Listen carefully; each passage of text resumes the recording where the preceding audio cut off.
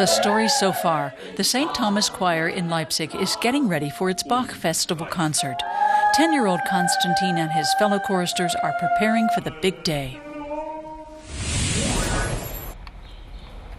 Music and learning go hand in hand here at St. Thomas School. Thoralf Schulze heads the boarding house and teaches Latin too. Salvete, und Scipuli. Ancient languages are a specialty here, and Latin is one of Konstantin's favorite subjects. Rome developed into a city of 1 million people. It was a huge place for the time. Just down the hall, it's time for geography. Like all his classmates, Julius has to study hard. Does anyone know the name of the most famous hill in Rome? Back in Latin class, it's not just grammar and vocabulary. Konstantin and his classmates are learning about ancient Rome and its empire. It's a classical education at one of Germany's oldest schools. Down the hall in geography, it's all about the modern world. Population density is the issue of the day. Lessons go on until about 1:15, and at that point the day is far from over. The boys have to do some things a little bit faster. They have to be quicker on the uptake, but most of them cope. And once they're used to it, the routine of morning school and afternoon choir becomes completely normal. There's a 15-minute lunch break, complete with a song.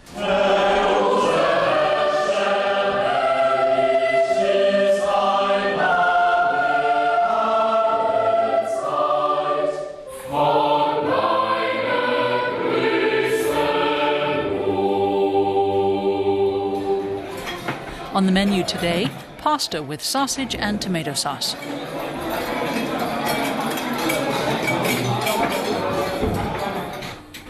Upstairs, Katrin Glöckner is hard at work on the outfits for the upcoming concert.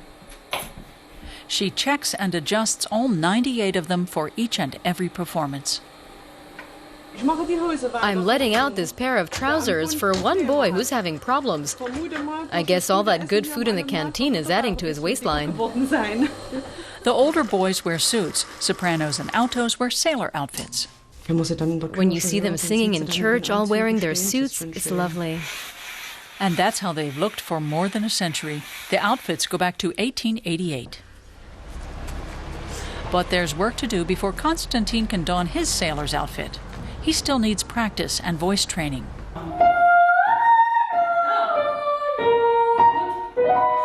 Every chorister has to master at least one instrument. Julius plays cello and the piano. At the start, hold the pedal, and then bam, let it go.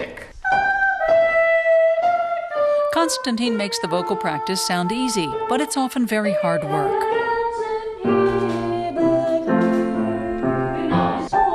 Today, both teacher and pupil are happy with his progress. I was amazed that he managed it. It was clear and he reached all the high notes. Later, it's time for rehearsal with cantor Georg Christoph Biller. The big day looms, the St. Thomas Choir's headline concert for the Bach Festival. After the rehearsal, it's back to school for homework. Julius and Konstantin live here with 8 other boys. Altogether, there are 9 groups like this for 98 choristers. Younger boys don't spend every night of the week here. That makes the transition to full boarding easier. At Konstantin's age, they stay 2 nights a week. I sleep up here. I do still get homesick sometimes. When you're new and spend Christmas here for the first time, then it's really bad.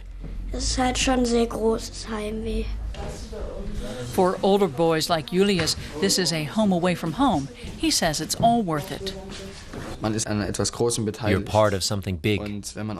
When you get older, you realize that much more.